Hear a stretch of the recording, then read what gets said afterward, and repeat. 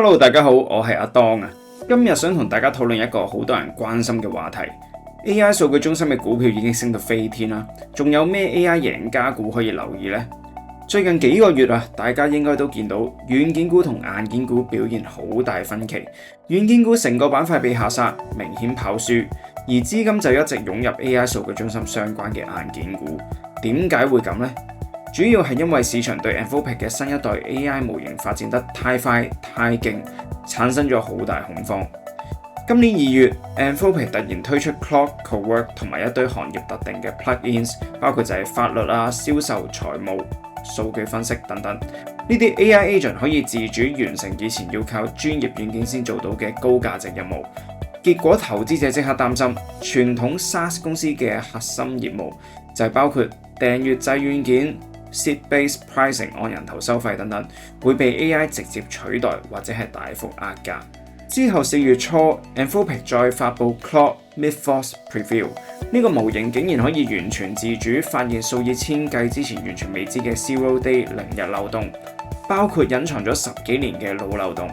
市場更加恐慌， AI 唔單止會取代應用層軟件，連網絡安全層面都可能被徹底顛覆。所以資金流向嘅底層邏輯就係，投資者覺得硬件即係包括芯片啊、數據中心等等啦，增長確定性比較高，但係傳統軟件公司嘅護城河可能被 AI agent 迅速侵蝕，收入增長同埋毛利率都有好大嘅下行風險，所以資金寧願全部轉去追硬件股先至覺得安全。睇埋圖表就更清楚啦。SOXX 半導體 ETF 過去幾個月大幅跑贏 IGV 軟件股 ETF， 但係問題嚟啦，呢個情況係咪會一直持續落去呢？當半導體股已經升到好高，估值開始昂貴嘅時候，軟件股入邊會唔會有啲被錯殺嘅優質目標呢？佢哋有冇機會追落後，甚至接力成為 AI 下一浪嘅贏家呢？其實軟件股最近呢一輪集體被下殺，有啲股票係被錯殺嘅。公司本身業務係冇問題，純粹被板塊氣氛同埋市場情緒拖累。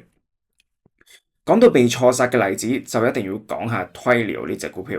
首先簡單講下 Twilio 係做乜啦？佢係全球領先嘅雲端通訊平台，專門提供 SMS、Voice、Email、Video 等等嘅通訊 API 俾企業開發者。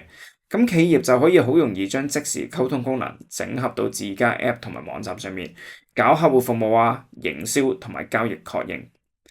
咁同 AI 有乜關係呢？ Twilio 已經全面轉型做 AI 時代嘅客戶互動基礎設施。佢唔係自己做大模型啊，而係提供最強嘅通訊底層，讓 AI agent 可以真正同客戶講電話、發訊息。即係如果 OpenClaw 龍蝦係俾咗 AI 手手腳腳去做嘢咧，咁 Twilio 嘅 AI Voice 產品就係俾 AI agent 口同耳去溝通。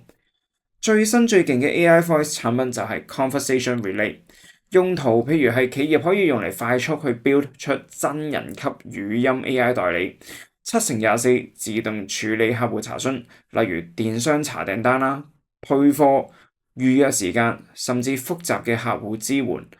AI 聽到講乜就即時用自然嘅語言回應。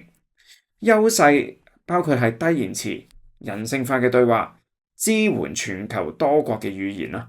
最緊要係極度靈活，你可以隨便揀用邊個 LLM， 即係譬如 Anthropic 啊、OpenAI 啊或者其他啦，想換就換。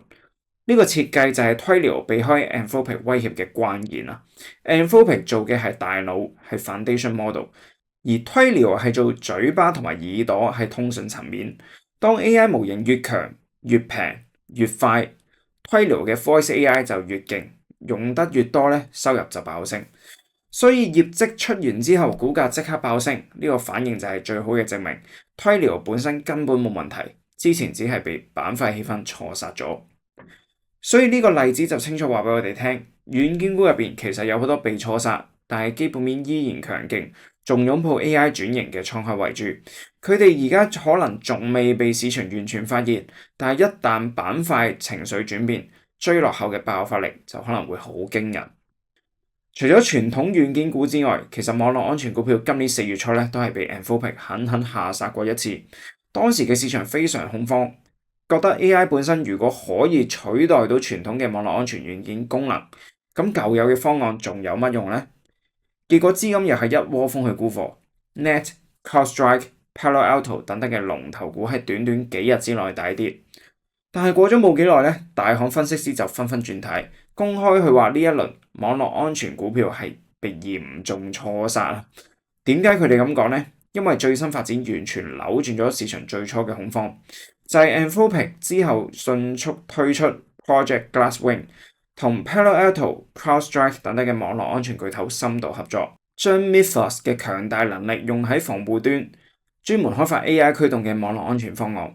即係話 AI 唔單止唔係敵人，反而成為網絡安全最強嘅新武器。而家進入 AI agent 時代，網絡安全需求其實係大爆發。原因有以下幾點：第一 ，AI agent 自主性極高，會自己登入系統，處理敏感數據，執行交易。一旦出事後果，比傳統嘅軟件係嚴重得多啊！企業必須用更先進嘅 Zero Trust 即時威脅檢測同埋 AI 防禦系統。第二係黑客都開始用 AI 發動攻擊，傳統規則式防禦已經失效，只有 AI 對 AI 嘅智能安全方案先至打得贏。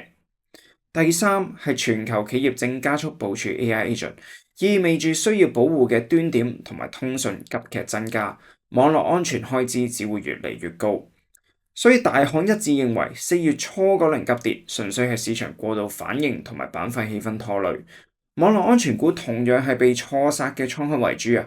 一旦投資者醒覺 AI agent 唔係威脅，而係巨大催化劑，呢個板塊嘅反彈潛力會好驚人。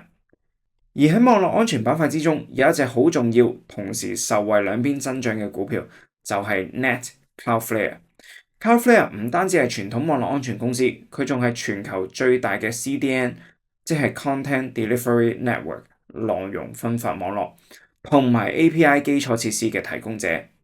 簡單嚟講，佢係 AI agent 時代最完美嘅高速公路加保安系統結合體。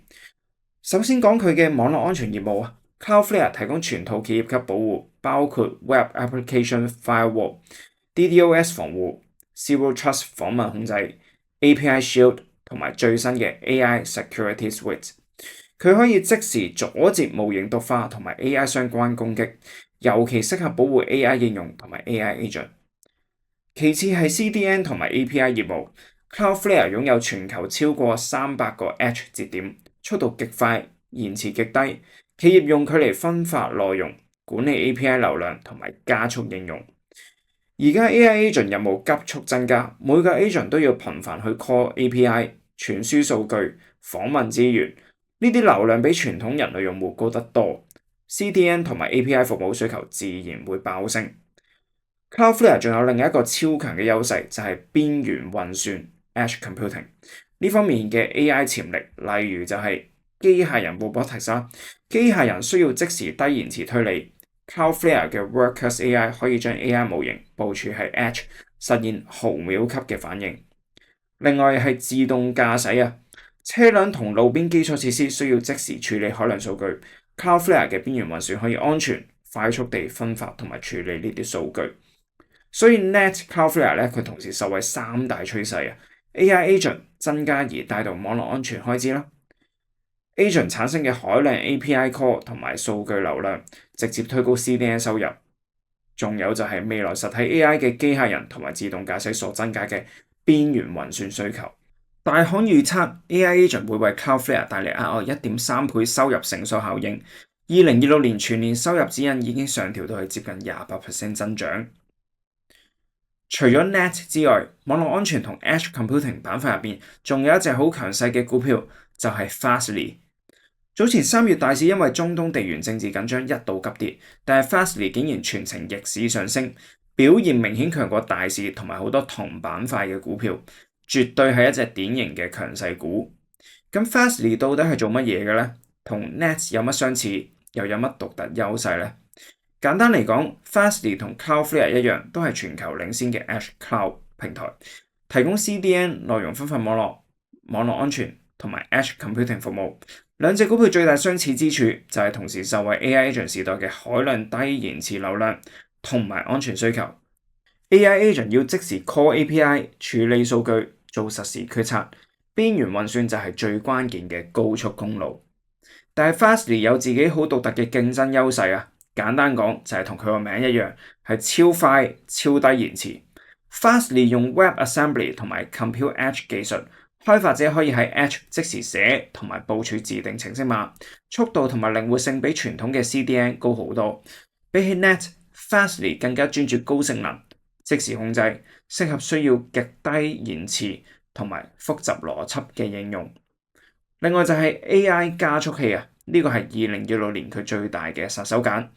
佢獨有嘅技術將 AI 查詢直接喺 Edge 快速傳取出嚟，唔使每次都去數據中心 call LLM， 可以將 AI 運行成本大幅降低，同時大幅減低延遲。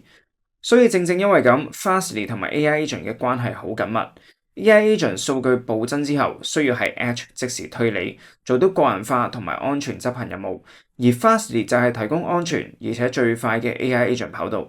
佢哋甚至可以喺 Compute 平台 run 完整 AI Agent， 仲有 WebAssembly Sandbox 保證企業級安全。而第四隻我想同大家分享嘅股票就係 DOCN（DigitalOcean）。首先講下 DOCN 係做乜啦？佢係一間專為開發者、初創同埋中小企設計嘅 NeoCloud 深雲，提供虛擬私人伺服器、儲存、數據庫、網絡等嘅全套雲服務。相比 Amazon 嘅 AWS 呢啲超大型 Hyperscaler 咧，DOCN 最大賣點就係簡單、平、易用，唔使搞到咁複雜。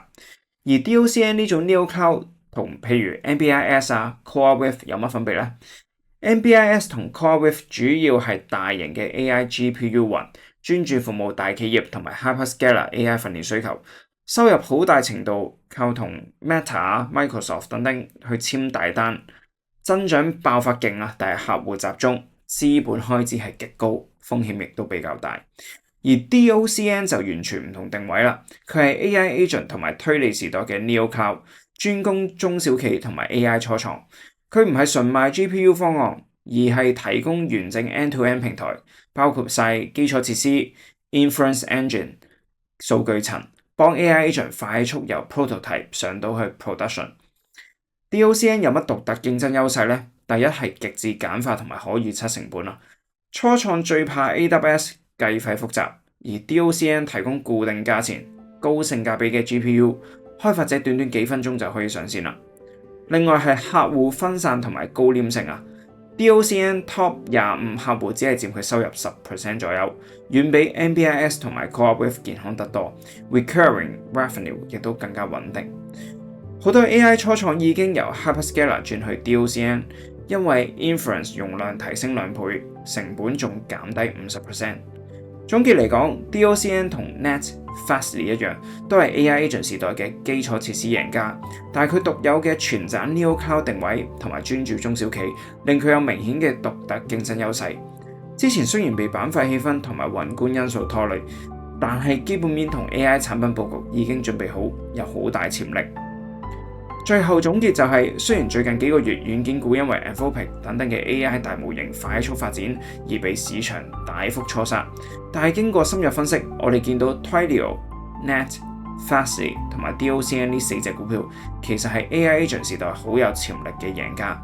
一旦市場風向轉變，資金由硬件輪動翻去軟件，佢哋追落後嘅爆發力可能會幾強。當然投資永遠有風險啦 ，AI 發展速度太快，競爭激烈。宏觀嘅地緣政治都可能會影響股價，大家唔好太過進取，記住做好自己嘅功課同埋分散風險。你覺得呢4隻股票邊隻最有潛力呢？或者你仲有其他心水嘅 AI 軟件股？歡迎喺下面留言區講俾我知，一齊討論。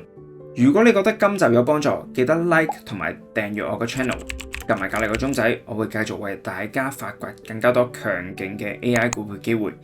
多謝大家收睇，我係阿當，下集再見啦。如果想了解點樣正確投資呢，可以睇我本新書，詳細解釋咗動能投資法點樣操作，包括選股、買入、賣出、倉位管理等等嘅細節。而家去誠品書店就可以買到㗎啦。